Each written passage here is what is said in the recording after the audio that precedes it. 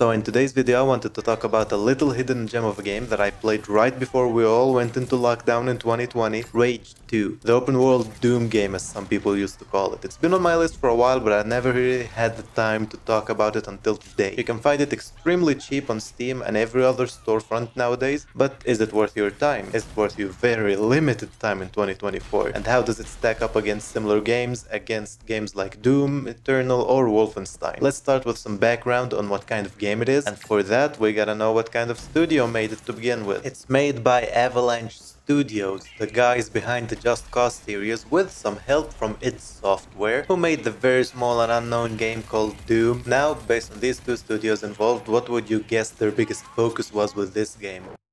If you guess gameplay, then you would be very right indeed, my friend, because this game has some of the most smooth and polished shooting that I have ever seen and had the pleasure of experiencing in an FPS game. Everything from guns to abilities is obviously animated by professionals who are at the top of their class. Guns are very similar to what you'd find in Doom, but with extra taste of craziness, really makes this game stand out. Instead of giving you a normal boring SMG, Rage 2 gives you a gravity gun that can stick people with nails that you can then pull and slam wherever you like with some damn funny ragdolls. Instead of a conventional handgun, you get a hand cannon that puts people on fire when you snap your fingers, Thanos style. Every single gun has a unique value, it adds to the combat and the feel of fighting enemies. And this charm and personality stands out even more with the abilities you can get. You can get 4 unique abilities in the game to add some spice to your encounters, one extra one if you own the DLC. The most boring and lazy one is the shield that you just throw in front of you to protect you from damage. It's like a mini Titan Bear kit from Destiny 2. It was my least favorite used ability in the game by far because the slam attack basically took up my whole playtime. You can jump in the air and slam down with the force of 1,000 suns, sending blood and guts flying everywhere in every direction. There isn't much more to say about this ability because you can't see on screen.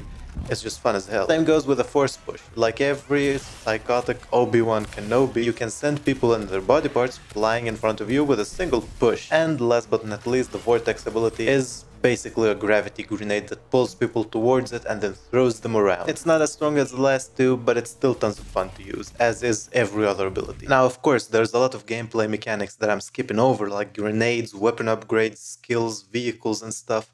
At the end of the day, the game mechanics are great. That's all you need to know. It's a deep and rewarding gameplay loop that feels satisfying and rewards you with very many upgrades and options along the way. But what are great mechanics without a map to use them on? So is the world of Rage 2 any good? No, not really. But it does work really well when you're at specific locations. Usually I don't like to be an armchair developer, but honestly, this game would have been easily a 10 out of 10 if it had Doom-style levels instead of an open world. Having all this open, boring area between points of interest brings the game down a lot, and not even the pretty solid driving mechanics can save. But hey, at least it looks really good. And sadly, the disappointments don't stop there. The biggest problem by far that everyone complained about with the game released was the lackluster story. It ends in less than 10 hours, and the hours that are there are not that good. Cutscenes look good thanks to the engine and the graphics, but there is not much else to it. I had fun interacting with people, but by the time someone got an interesting part to their story, their part was basically over in the whole grand scheme of things. And the ending feels like it comes out way too fast and with almost no feeling of finale. I realize that half of this video is filled with complaints and you probably think that I hate the game, but trust me when I say that the gameplay pulls this game out of the dark hole that it dug itself in. It is so easy to ignore all the faults because you're enjoying blowing shit up, and sometimes when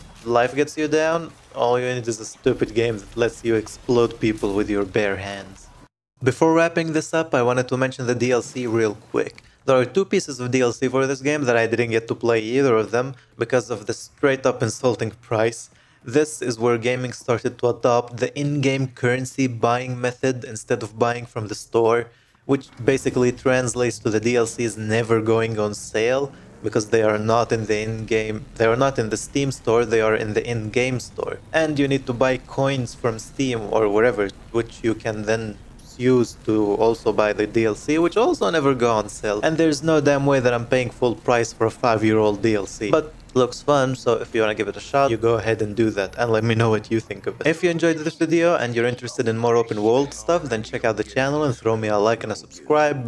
Gaming can be depressing nowadays, so I like to talk about fun games and hopefully cheer people up. I hope that you enjoy Rage 2 if you're planning on playing it. If you already did play it, then let me know what you think about it down in the comments. Thanks you for watching, and as always, have a nice day.